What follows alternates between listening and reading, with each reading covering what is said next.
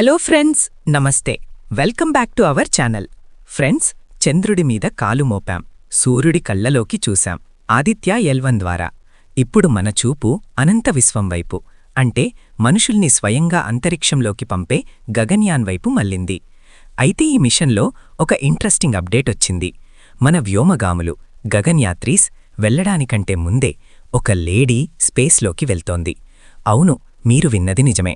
2026లో జరగబోయే ఈ అద్భుతం గురించి ఇస్రో క్లారిటీ ఇచ్చింది. కేంద్ర మంత్రి జితేంద్ర సింగ్ గారు ఇటీవల పార్లమెంట్లో ఒక కీలక ప్రకటన చేశారు. గగన్యాన్ మిషన్లో భాగంగా H1 మిషన్ను 2026లో ప్రయోగిస్తామని చెప్పారు. ఈ H1 మిషన్లోనే మన వ్యోమమిత్ర నింగిలోకి ఎగరనుంది. అసలీ ప్రాజెక్ట్ ఎందుకు లేటవుతోంది? 2025 అనుకున్నది 2026 ఎందుకు అయ్యింది అంటే దానికి ఏకైక సమాధానం సేఫ్టీ. మన ఇస్రో శాస్త్రవేత్తలు మన వ్యోమగాముల ప్రాణాలకు అత్యంత విలువ ఇస్తున్నారు కాబట్టి ఎక్కడా చిన్న పొరపాటు కూడా జరగకూడదని ఈ నిర్ణయం తీసుకున్నారు. ఇంతకీ గగన్యాన్ మిషన్ అంటే ఏంటి? సింపుల్గా చెప్పాలంటే భూమికి 400 కిలోమీటర్ల ఎత్తులో ఉన్న కక్షలోకి ఆర్బిట్ మన మనుషుల్ని పంపి అక్కడ 3 రోజులు ఉంచి తిరిగి సురక్షితంగా భూమికి తీసుకురావడమే ఈ మిషన్ లక్ష్యం. దీనికోసం మన బాహుబలి రాకెట్ LVM-3ని వాడుతున్నారు. అయితే మనుషులు వెళ్లడానికి ముందే అక్కడ పరిస్థితులు ఎలా ఉంటాయి, ఆ రాకెట్ ప్రయాణం మనిషి శరీరానికి తట్టుకోగలదా లేదా అని టెస్ట్ చేయడానికి ఈ వ్యోమమిత్ర వెళ్తోంది. ఇప్పుడు అసలు విషయానికి వద్దాం. ఎవరీ వ్యోమమిత్ర? ఇది ఒక హ్యూమనాయిడ్ రోబోట్. సంస్కృతంలో వ్యోమ అంటే ఆకాశం, మిత్ర అంటే స్నేహితుడు అని అర్థం. అంటే ఆకాశంలో మనకు తోడుగా ఉండే స్నేహితురాలు అన్నమాట. ఇది పూర్తిగా మనిషిలా ఉండదు, హాఫ్ హ్యూమనాయిడ్.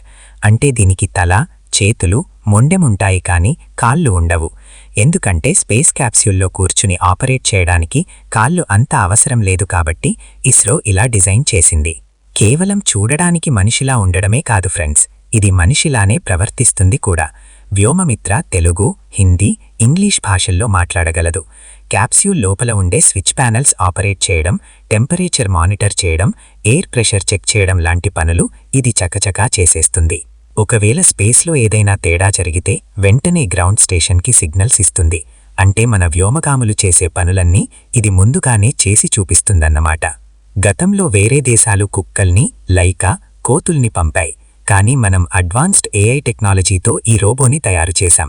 ఇది వ్యోమగాములకు ఒక అసిస్టెంట్లా పనిచేస్తుంది. 2026లో వెళ్లే ఈ మిషన్లో వ్యోమమిత్ర స్పేస్ ఫ్లైట్ సమయంలో వచ్చే వైబ్రేషన్స్, రేడియేషన్ ప్రభావం ఎలా ఉందో డేటాని రికార్డ్ చేస్తుంది. ఆ డేటా ఆధారంగానే ఆ తర్వాత వెళ్లే మనుషులకు ఎటువంటి జాగ్రత్తలు తీసుకోవాలో ఇస్రో డిసైడ్ చేస్తుంది. అసలీ మిషన్లో అతిపెద్ద ఛాలెంజ్ ఏంటో తెలుసా? Environmental control and life support system, ECLCS. అంతరిక్షంలో గాలి ఉండదు, గ్రావిటీ ఉండదు. అక్కడ మనిషి బ్రతకాలి అంటే ఆక్సిజన్ సప్లై, కార్బన్ డయాక్సైడ్ తొలగించడం, టెంపరేచర్ మెయింటైన్ చేయడం చాలా ముఖ్యం. ఇవన్నీ కరెక్ట్గా పనిచేస్తున్నాయో లేదో వ్యోమమిత్ర ప్రాక్టికల్గా టెస్ట్ చేస్తుంది. ఇక 2026 వరకు ఇస్రో ఖాళీగా ఉంటుందా? అస్సలు ఉండదు. గగన్యాన్ ప్రాజెక్ట్లో మొత్తం 4 టెస్ట్ ఫ్లైట్స్ ప్లాన్ చేశారు. ఇప్పటికీ TVD-1 ద్వారా క్రూ ఎస్కేప్ సిస్టమ్ని సక్సెస్ఫుల్గా టెస్ట్ చేశారు. 2025లో మరో 2 మానవరహిత అన్మాన్డ్ ప్రయోగాలు G1, G2 జరగబోతున్నాయి. అవన్నీ సక్సెస్ అయ్యాకే 2026లో వ్యోమమిత్రతో కూడిన H1 మిషన్ జరుగుతుంది. మరి మన రియల్ హీరోస్, మన గగన్ యాత్రీలు ఎవరు? గ్రూప్ కెప్టెన్లు ప్రశాంత్ బాలకృష్ణన్ నాయర్, అంగద్ ప్రతాప్, అజిత్ కృష్ణన్ మరియు వింగ్ కమాండర్ శుభాన్షు శుక్లా. వీరు ఇప్పటికీ రష్యాలో కఠినమైన శిక్షణ పూర్తి చేసుకున్నారు. ఇప్పుడు బెంగళూరులోని ఆస్ట్రోనాట్ ట్రైనింగ్ సెంటర్లో యోగా, ఫిజికల్ ట్రైనింగ్ మరియు సిమ్యులేటర్స్లో ప్రాక్టీస్ చేస్తున్నారు.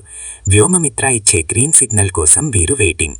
స్పేస్లోకి వెళ్లడం ఒక ఎత్తైతే తిరిగి రావడం మరో ఎత్తు. భూమి వాతావరణంలోకి ఎంటర్ అయ్యేటప్పుడు ఆ రాపిడికి 1000 డిగ్రీల ఉష్ణోగ్రత పుట్టుకొస్తుంది. ఆ మంటల్ని తట్టుకొని పారాచూట్ల సాయంతో బంగాళాఖాతంలో గానీ, అరేబియా సముద్రంలో గానీ సేఫ్గా దిగాలి. మన నేవీ ఇప్పటికీ దీనికోసం రిహర్సల్స్ చేస్తోంది. వ్యోమమిత్ర కూడా ఇలాగే తిరిగి వస్తుంది. ఈ మొత్తం ప్రాజెక్ట్ బడ్జెట్ సుమారు 9,000 కోట్లు. ఇది ఖర్చు కాదు, మన దేశం యొక్క పెట్టుబడి. దీనివల్ల మన టెక్నాలజీ పెరుగుతుంది, ఎన్నో ప్రైవేట్ కంపెనీలకు ఉపాధి దొరుకుతుంది. అన్నింటికంటే మించి అంతరిక్షంలో మనిషిని పంపిన 4వ దేశంగా రష్యా, అమెరికా, చైనా తర్వాత భారత్ చరిత్ర సృష్టిస్తుంది. భవిష్యత్తులో 2035 నాటికి భారతీయ అంతరిక్ష స్టేషన్, ఓన్ స్పేస్ స్టేషన్, 2040 నాటికి చంద్రుడిపై భారతీయుడు. ఇవి ఇస్రో టార్గెట్స్. వీటన్నింటికీ పునాది ఈ గగన్యాన్ మిషనే. అందుకే 2026లో జరగబోయే వ్యోమమిత్ర ప్రయోగం చాలా కీలకం. చివరగా ఫ్రెండ్స్, ఒకప్పుడు సైకిల్ మీద రాకెట్ తీసుకెళ్లిన ఇస్రో ఇవాళ మనుషుల్ని తీసుకెళ్లే స్థాయికి ఎదిగింది. వ్యోమమిత్ర సక్సెస్ అయితే మన జెండా అంతరిక్షంలో మరింత ఎత్తుకు ఎగురుతుంది. ఈ మిషన్ సక్సెస్ అవ్వాలని మనందరం కోరుకుందాం. జై హింద్. మీకు ఈ వీడియో నచ్చితే లైక్ చేసి షేర్ చేయండి. మన ఛానల్ని సబ్స్క్రైబ్ చేసుకోండి.